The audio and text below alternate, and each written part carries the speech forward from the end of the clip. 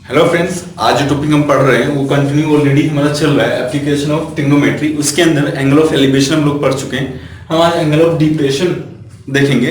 इसका introduction already मैं करा चुका हूँ, आप पिछले लेक्चर्स में देख सकते हैं। आज हम एंगल ऑफ डिप्रेशन पे क्वेश्चंस को डिस्कस करेंगे। एंगल ऑफ डिप्रेशन होता क्या है, जैसा कि मैंने पहले ही आपको बताया था कि जब हम कोई चीज देखने के लिए, किसी भी ऑब्जेक्ट को देखने के लिए अपनी गर्दन को नीचे की तरफ झुकाते हैं, ठीक है, नीचे की तरफ, ठीक है, तो लाइन ऑफ साइड और ये हॉरिजॉन्टल लाइन के बीच में जो एंगल बनता है वो एंगल ऑफ डिप्रेशन कहलाता है। मतलब प्रैक्टिकली बात करो तो आप कभी भी छत के ऊपर खड़े होकर जब नीचे कोई भी चीज पड़ी उसको अगर देखते हो तो वहां एंगल ऑफ डिप्रेशन बनेगा। ठीक है फ्रेंड्स, अब इसको हम डिस्कस करते हैं। पहले क्वेश्चन लेते हैं। क्वेश्चन क्या है कि the angle of depression of the top and bottom of an 8 metre tall building, top and bottom of 8 meter tall building from the top of a multi-story building are 30 degree and 45 degree respectively. Find the height of the multi-story building and the distance between the two buildings. ठीक है friends, क्या क्या आपने वो दे रखा है, आपको दे रखा है एंगल ऑफ डिप्रेशन कहां से, टॉप से, किसके टॉप और बॉटम 8 मीटर टॉल बिल्डिंग के लिए, और कहां से दे रखा है, मल्टी स्टोरी बिल्डिंग के लिए। दोस्तों इस क्वेश्चन को एटलीस्ट 3 टाइम्स आप पढ़ना और फिर समझना क्या गिवन है, क्या फाइंड करना है। अब मैं आपको इसको समझाता हूं। आपको दो चीजें यहां पे गिवन है, एक तो 8 मीटर टॉल बिल्डिंग, तो मैं एक 8 मीटर टॉल बिल्डिंग बनाता हूं, ध्यान से समझिए इसको।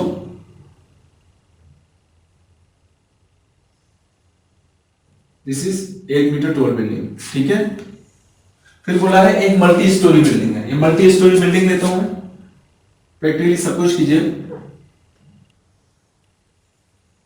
This is multi storey building, ठीक है फ्रेंड्स। फिर उससे बोला है मल्टी स्टोरी बिल्डिंग से angle of depression 8 metre tall building, ये 8 मीटर टॉल बिल्डिंग पे क्या एंगल ऑफ डिप्रेशन, इसके टॉप वापस समझिए क्वेश्चन को। The angle of depression the top and bottom, top मतलब ये हो गया ये पॉइंट, इसको ए ले लो, इसको B, top and bottom, bottom ये पॉइंट हो गया, top and bottom of an 8 metre tall building from the top मतलब ये top of multi storey building के टॉप से, ये इसका टॉप हो गया, from the top of multi storey building are 30 degree and 45 degree. अब देखिए तो एक तो सबसे पहले आप क्या बोला गया है, टॉप, इसके टॉप पे बनेगा आपका,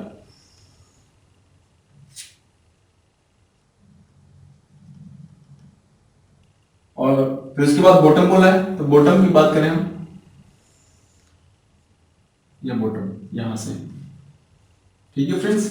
टॉप पे आपका बोला, क्या बोला है आपको 30 डिग्री, ये हो गया आपका 30 डिग्री, बॉटम पे आपके बोला है 45 डिग्री, ये है आपका 45 डिग्री रेस्पेक्टिवली। तो आपको फाइंड क्या करना है, एक तो मल्टी स्टोरी बिल्डिंग की height completely, second distance between these two buildings, ठीक है friends, distance between these two buildings. Question अच्छे से समझ में आना चाहिए। A B C D E, और यहां मैं इसको एक लाइन लेता हूं ई एफ, इसको लेता हूं, क्लियर। तो ये हो गया हमारा क्वेश्चन, ठीक है फ्रेंड्स। अब क्या गिवन है उसको मैं आपको यहां लिख के बताता हूं सॉल्यूशन में। First of all first point हमारा आता है गिवन पार्ट में, ठीक है। गिवन में सबसे पहले इन फिगर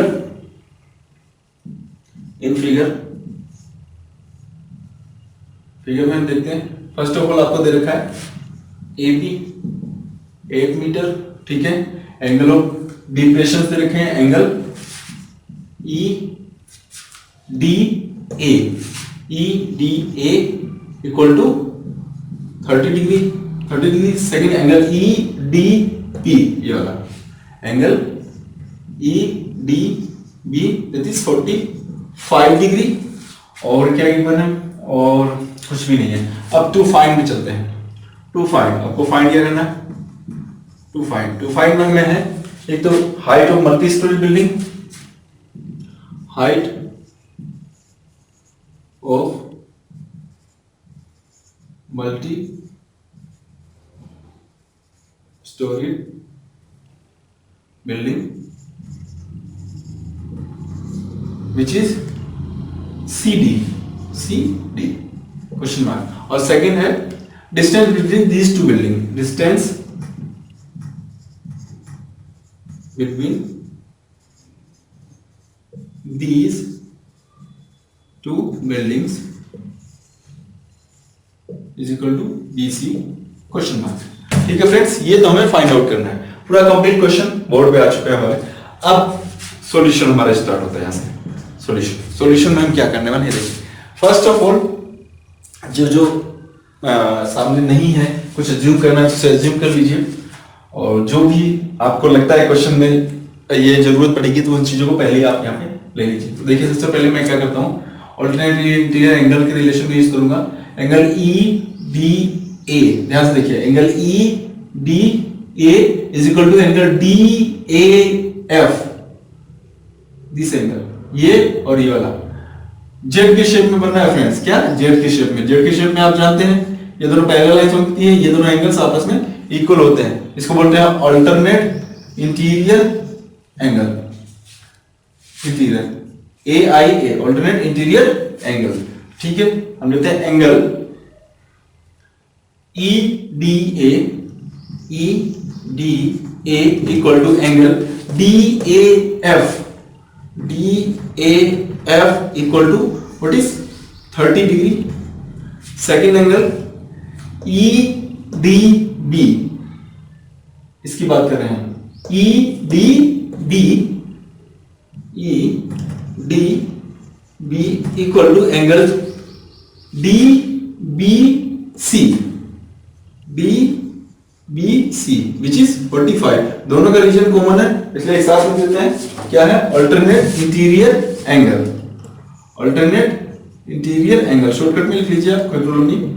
इस रीजन से हमने इसको लिखा। सेकंड थिंग, एक और चीज लीजिए आप, AB is equal to CF। देखिए यहां से यहां तक की हाइट इज इक्वल टू यहां से यहां तक की हाइट हो जाएगी आप, ये वाली हाइट।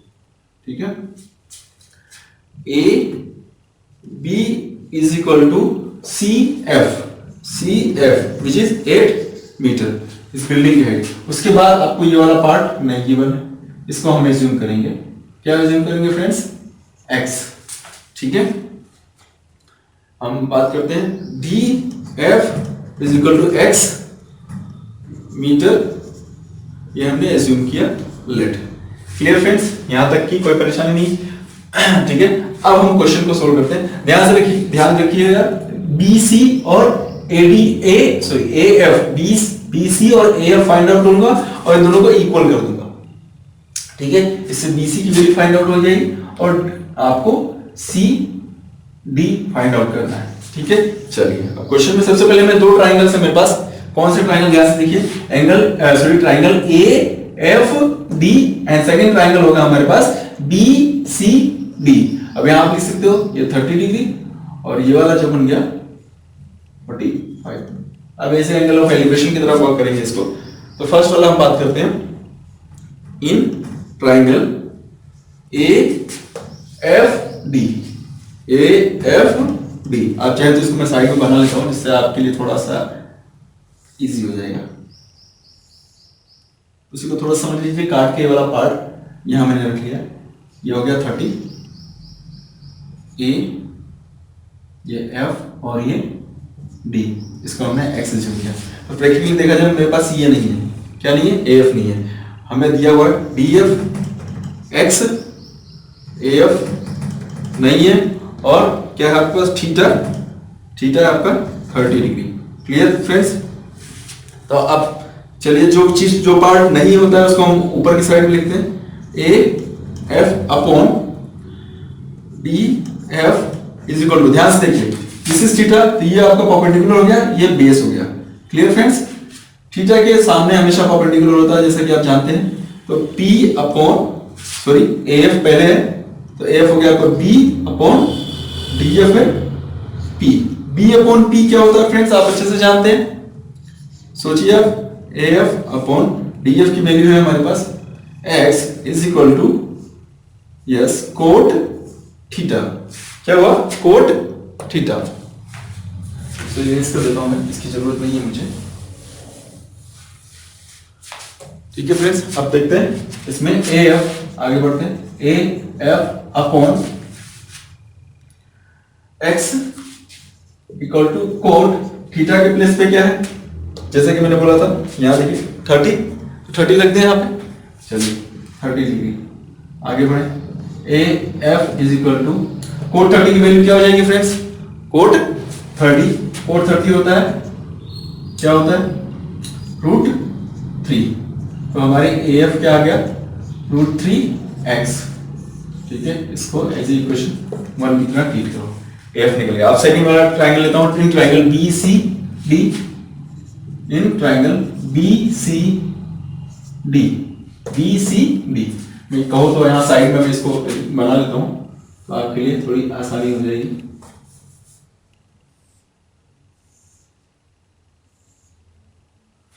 बी सी और डी, यहाँ बीच में आपका एफ भी है।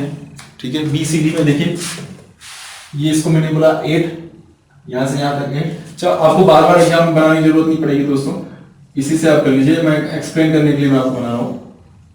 आपको चाहिए सी और इसको मैंने एज्यूम किया है एक्स, ये कंप्लीट कितना हो जाएगा, x प्लस 8। देखिए इसमें भी लिख देता हूं मैं x प्लस 8। ठीक है, चलो तो क्या क्या गिवन है हमारे पास, हमारे पास सी डी है x प्लस 8, सेकेंड है थीटा, थीटा आपने देखा कितना है 45, ये 90 है हमारा, यहाँ 90, ये भी ऐसे 90 वर्क करेगा, और थीटा है 45, हमें फाइंड आउट करना है BC क्वेश्चन मार्क। चलिए जो भी फाइंड आउट करना हो तो इसे ऊपर की तरफ लिखिए न्यूमरेटर में, और जो गिवन है उसे डिनोट कर दो, BC upon CD is equal to same वही सिचुएशन, थीटा के सामने हमेशा परपेंडिकुलर, ये बेस, तो ऊपर की तरफ क्या है BC, तो BC क्या हो गया आपका बेस, और CD आपका हो गया परपेंडिकुलर। सेम इसमें भी सेम सिचुएशन आया था, B अपॉन P, यहाँ पे B अपॉन P, तो B अपॉन P क्या होता है फ्रेंड्स, कोट थीटा। CD की वैल्यू आप लिख लीजिए, CD क्या है x plus 8 is equal to cot theta. अच्छा, थीटा के प्लेस पे आपको लिखना है 45, तो BC upon x plus 8 is equal to cot 45। ठीक है फ्रेंड्स, यहां तक क्लियर है, कोई डाउट तो नहीं है, आगे चले, आगे बढ़ते हैं। अब कोट 45 की वैल्यू आपको ट्रिग्नोमेट्रिक रेशियोज टेबल में से आपको निकालना पड़ेगा, जैसे 10 30 की निकाला।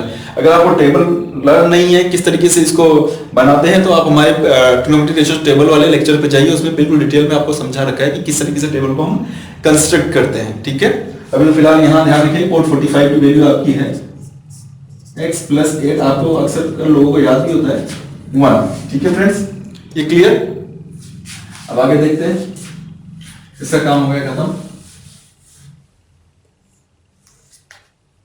चलिए अब इसको उस तरफ ट्रांसफर करता हूं, तो BC इक्वल टू हो जाएगा 1 से मल्टीप्लाई करो तो वही डिजिट आ जाएगी x plus 8, this is 2।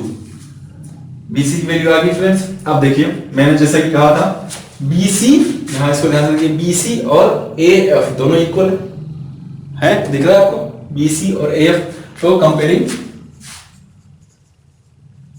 Equation 1 and equation 2 क्या मिलेगा हमें, AF BC दोनों को इक्वल करता हूं, मतलब AF is equal to BC according to figure √3x is equal to x plus 8 in figure में आप देख लेंगे, आपको मालूम पड़ जाएगा।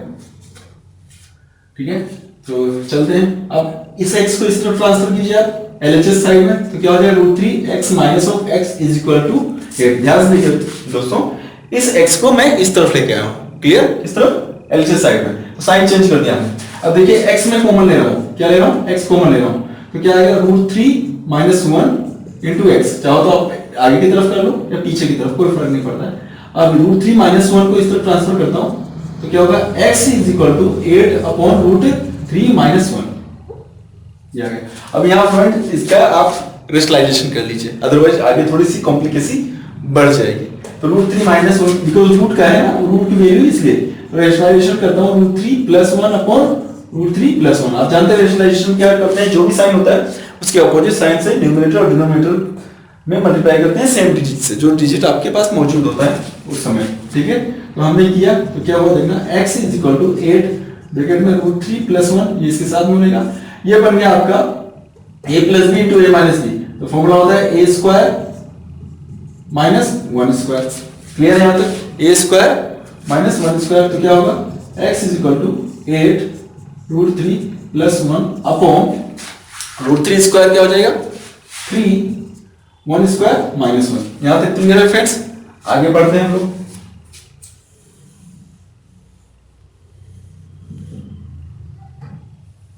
अब इसकी जरूरत नहीं है, इसको मैं इरेज कर देता हूं।